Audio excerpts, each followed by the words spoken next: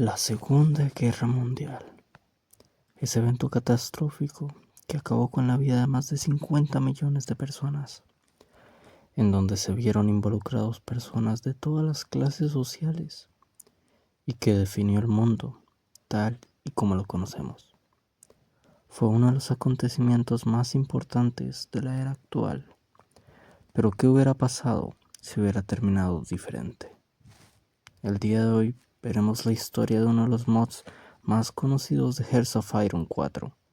Estoy hablando de nada más y nada menos que The New Order, TNO. Sin más que decir, comenzamos.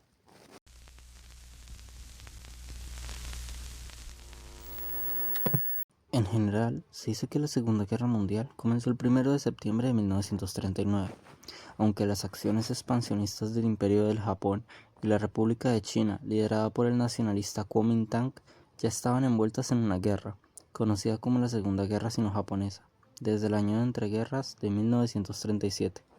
El frente europeo se abrió cuando Alemania invadió Polonia, invadiendo rápidamente la nación. El Reino Unido y Francia, que habían emitido previamente una garantía de independencia de Polonia tras la anexión alemana de Checoslovaquia, respondieron a esta acción con una declaración de guerra. La guerra tardó en llegar a Occidente, ya que en 1940 Alemania invadió Dinamarca y Noruega para asegurar sus importaciones de hierro, derrotándolos fácilmente y echando por tierra la respuesta aliada y la intervención limitada en Noruega.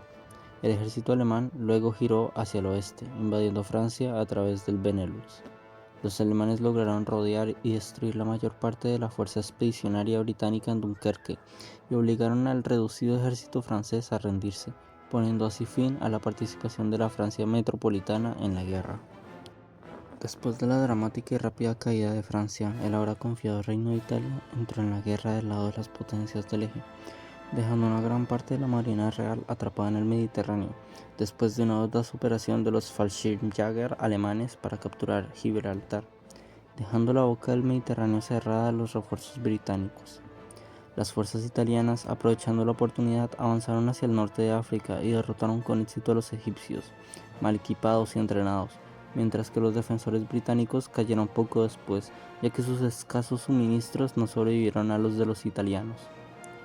Las fuerzas italianas alcanzaron y ocuparon el canal de Suez en un intento de consolidar su ferrocontrol sobre el Mediterráneo, cortando las ya de por sí escasas líneas de suministro británicas hacia y desde Asia, aislando de hecho a la Unión Sudafricana y otras colonias británicas de las islas del interior, impidiendo así simultáneamente que el Reino Unido utilizara sus recursos de caucho y petróleo en el extranjero, al tiempo que limitaba la capacidad del Reino Unido para abastecer a las fuerzas presentes en la ofensiva de África Oriental, que en esa etapa se había convertido en una lucha ardua de constantes refuerzos italianos que se convertiría en la campaña más amplia de la África Occidental hasta 1943. El año siguiente, en 1941, comenzó la guerra ideológica, la llamada cruzada contra el bolchevismo, con las fuerzas del eje lanzando la Operación Barbarroja. Dado el mal estado en el mejor de los casos de la situación interna y económica en la Unión de las Repúblicas Socialistas Soviéticas, el colapso total del frente occidental de la URSS era prácticamente una conclusión inevitable. Las fuerzas del eje, que comprendían el Reino de Hungría, la República de Eslovaquia, el Reino de Rumania e Italia, invadieron rápidamente la Unión Soviética en un lapso de 1 año y medio. Al ocupar territorio hasta la línea AA, Alemania consolidó sus nuevas posiciones en cuanto a áreas de control, creando los Reichskommissariats Ostland, Ukraine, Moscovien y Cáucasus. Mientras la invasión alemana de la URSS continuaba, el Imperio del Japón preparaba sus propias operaciones. Agobiado por la escasez del petróleo y luchando por mantener su campaña en China sin él, lanzó su propia apuesta contra los Estados Unidos de América para derrocar preventivamente la presencia estadounidense y europea en el Pacífico y asegurar una nueva era de dominio japonés en el este de Asia. Con este fin, se lanzó un ataque sorpresa a la estación naval de los Estados Unidos, Pearl Harbor, apostando a eliminar la mayor parte de las flotas de acorazados y portaaviones de los Estados Unidos. Esta apuesta produjo resultados fantásticos y de un solo golpe destruyó una gran parte de la flota del Pacífico de los Estados Unidos, incluyendo todos los portaaviones asignados a la flota del Pacífico.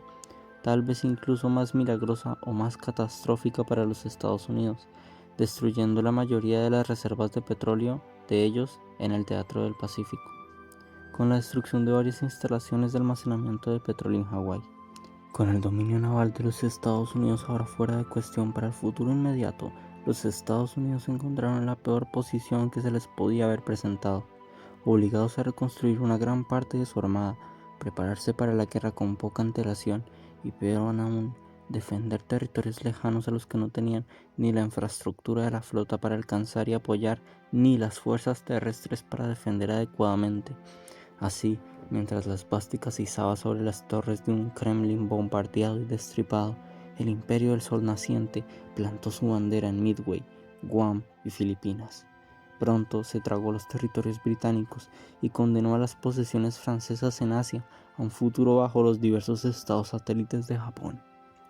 Con Japón fortaleciendo los movimientos nativos nacionalistas en desafío al dominio colonial europeo, al tiempo que aseguraba que las propias ambiciones coloniales del imperio se lograban con creces, Estados Unidos estaba lejos de estar vencido. Seguía luchando en el Pacífico y enviando todas las fuerzas que podía para reforzar el frente europeo, que estaba erosionado. Aunque la victoria de Japón iba a ser breve, ya que no estaba en condiciones de luchar contra todo el poder industrial de los Estados Unidos de América, Japón podía consolarse pensando que había mermado la capacidad de los gigantes para obstaculizar y revertir eficazmente la expansión del imperio japonés en el Pacífico, con incluso Oceanía al alcance de un imperio en constante expansión. Mientras la URSS se desmoronaba, mientras Asia ardía y África, en 1944, quedaba un punto focal contra las potencias del eje en Europa que parecían no estar dispuestas a ceder y arrodillarse. El desafiante Reino Unido, atrincherado en su isla, rodeado por los restos de los ejércitos noruegos, danés, francés, polaco y holandés, a los que pronto se unirían los recién comprometidos Estados Unidos de América y su apoyo incondicional. Las posibilidades de aplastar y vencer esta espina en el costado de Alemania parecían casi imposibles.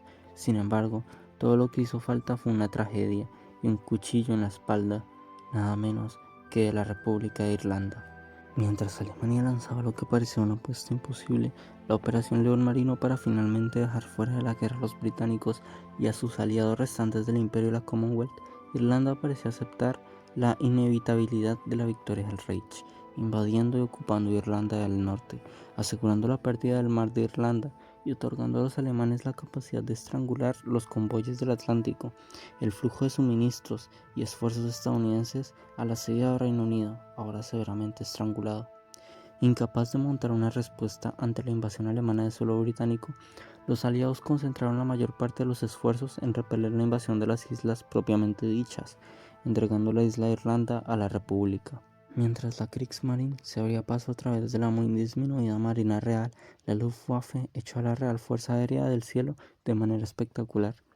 La pérdida de pistas, astilleros y refuerzos rápidos a través de cabezas de puente, cada vez más amplias en las islas británicas, pintó un panorama cada vez peor para cualquiera que pudiera soportar verlo.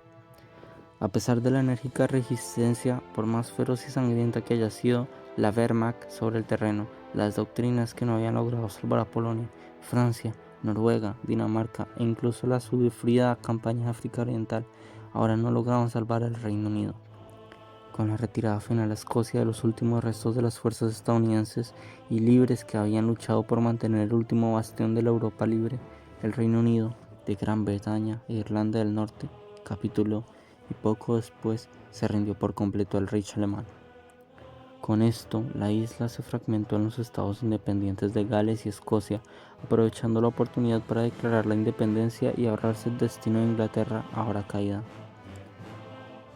Lo que quedó de los gobiernos libres, aquellos que habían estado en el exilio desde 1939 en adelante, huyeron nuevamente a los Estados Unidos o a las distantes y relativamente seguras costas de Australia, Nueva Zelanda y Canadá, a los que se unió ahora el último gobierno en exilio, el gobierno en exilio del Reino Unido.